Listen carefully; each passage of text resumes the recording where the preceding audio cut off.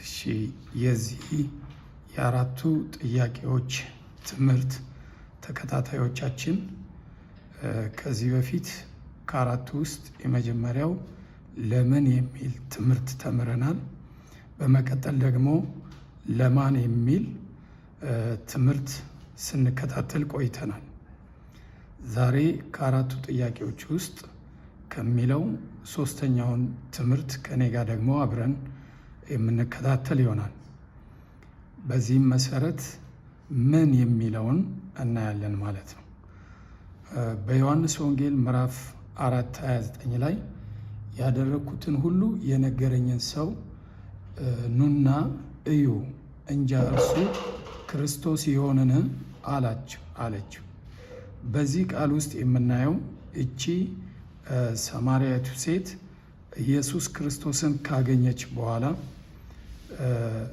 እሱ ያደረገላትን ነገር ሄዳ በጥቂት ደቂቃ ውስጥ ለሌሎች እንደተናገረች ክርስቶስን እንዳደረሰችላቸው እንመለከታለን።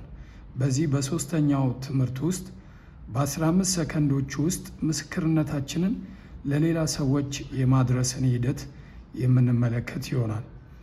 ምናልባት ሰዎች ወንጌልን ልንነግራቸው በጣም ብዙ ሰዓት ላይኖራቸው ይችላል። እኛ ግን በ15 ሰከንድ ውስጥ ብቻ የህይወት ምስክርነታችንን ለብዙ ሰዎች ማድረስ እንደምንችል የምንማር ይሆናል። ስለዚህ ዛሬ ከኔ ጋር ክርስቶስን ከማግኘቴ በፊትና ክርስቶስን ካገኘው በኋላ ያለኝን የህይወት ምስክርነት አካፍላችኋለሁ። በህይወቴ ውስጥ ክርስቶስን ከማግኘቴ በፊት የምጨነቅ ነበርኩኝ። የምጨነቅ ጭንቀት ወይም የምጨነቅ ነበርኩ። እንዲሁም ደግሞ የምጨነቅ ብቻ ሳይሆን ሰላምም አልነበረኝም። ክፋት ወይም ፍርሃት ነበረብኝ። ይሄኛው በዚህ ክርስቶስን ከማግኘቴ በፊት የምጨነቅ ነበርኩ። እንደገና ደግሞ በፍርሃት ውስጥ ያለው ሰው ነበርኩ።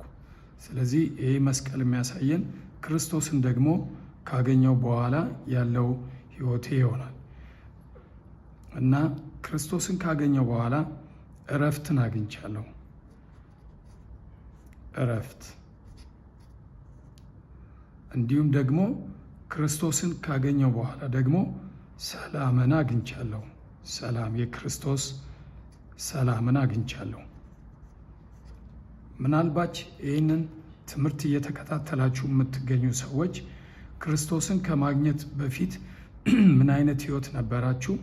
ክርስቶስን ደግሞ ካገኛችሁ በኋላ ምን አይነት ነገር እንደተደረገላችሁ በአጭር በ15 ሰከንድ ውስጥ ለሌሎች ማካፈል እንችላለን። ልክ እቺ ሴት እንዳደረገችው እኔም አሁን እዚህ ጋር እንዳሳየዋችሁ የምጨነቅ ነበርኩ፣ አሁን እረፍት አግኝቻለሁ። በፍርሃት ነበርኩ፣ አሁን ሰላም አግኝቻለሁ። ምናልባት እንደዚህ ያለ የህይወት ታሪክ ያለው ሰው ይኖር ይሆናል? ይህንን የምትከታተሉ ሰዎች መካከል